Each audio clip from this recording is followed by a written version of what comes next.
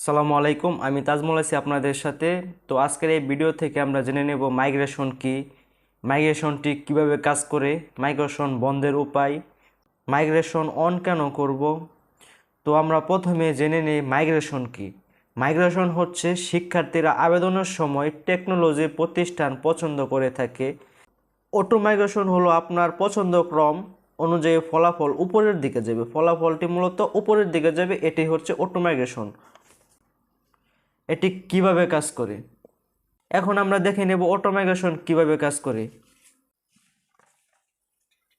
আপনারা অবশ্যই সকলে পলিটেকনিকে ভর্তির ক্ষেত্রে আপনার যে চয়েস লিস্টটি এটি আপনারা অবশ্যই সাজিয়েছেন।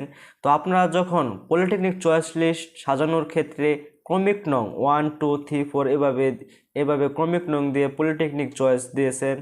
তো সেই ক্ষেত্রে আপনার যদি 10 নাম্বার পলিটেকনিকের চান্স হয়ে যায়, যদি আপনি মাইগ্রেশন অপশনটি অন রাখেন তাহলে এটি উপরের দিকে যাবে। সাপোজ মনে করেন আপনার এটি চয়েস লিস্ট বা আপনার যে চয়েস লিস্টটি রয়েছে সেই চয়েস লিস্টে আপনি 10 নম্বর পলিটেকনিকের চান্স পেয়েছেন। তো এই ক্ষেত্রে আপনি যদি আপনার যে মাইগ্রেশন অপশনটি রয়েছে এটি যদি আপনি অন রাখেন, সেই ক্ষেত্রে আপনার এটি উপরের দিকে যাবে, সবসময় এটি উপরের দিকে যাওয়ার চেষ্টা করবে বা সেটি উপরের দিকে যাবে। এটা কখনোই নিচের দিকে যাবে না, এটি সবসময় উপরের দিকে যাবে।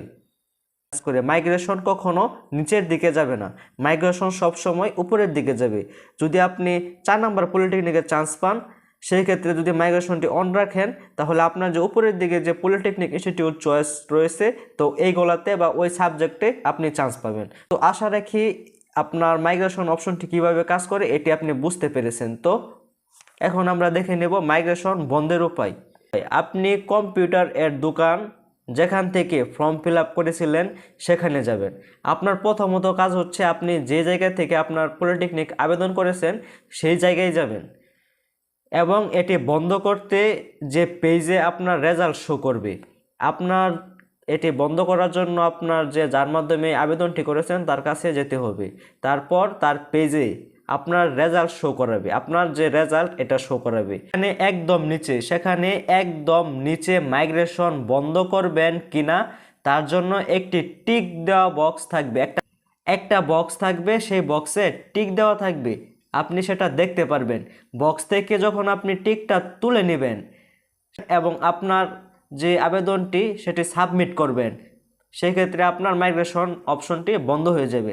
ব্যাস এতটুকু করলেই হবে। এখন আপনাদের মাঝে অনেকের মাঝে প্রশ্ন রয়েছে মাইগ্রেশন আপনি কেন অন করবেন। তো মাইগ্রেশন আপনি কেন অন করবেন এটি নিয়ে আপনাদের মাঝে অনেক প্রশ্ন রয়েছে। তো এটি আমরা এখন জেনে নেব।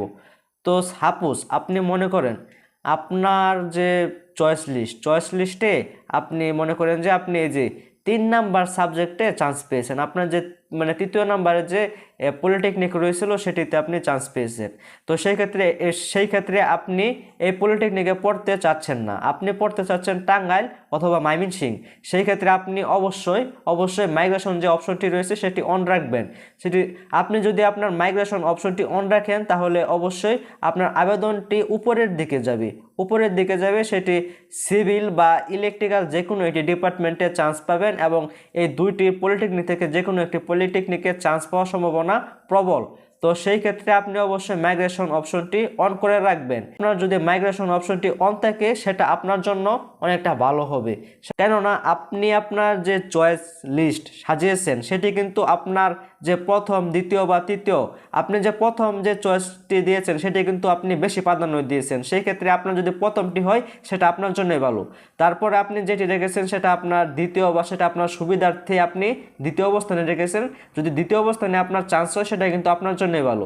আপনার যে এখানে চয়েস লিস্টটি দেখতে পাচ্ছেন, আপনার যে চয়েস লিস্টে আপনি যখন প্রথমের দিকে যেগুলো রেখেছেন এগুলা সবচেয়ে বেশি গুরুত্ব দিয়েছেন এবং যেগুলো শেষের দিকে রেখেছেন এগুলো কিন্তু একটু কম গুরুত্ব দিয়েছেন। তো এই দিকটা বিবেচনা করলে আপনি অবশ্যই মাইগ্রেশন অপশনটি অন রাখবেন।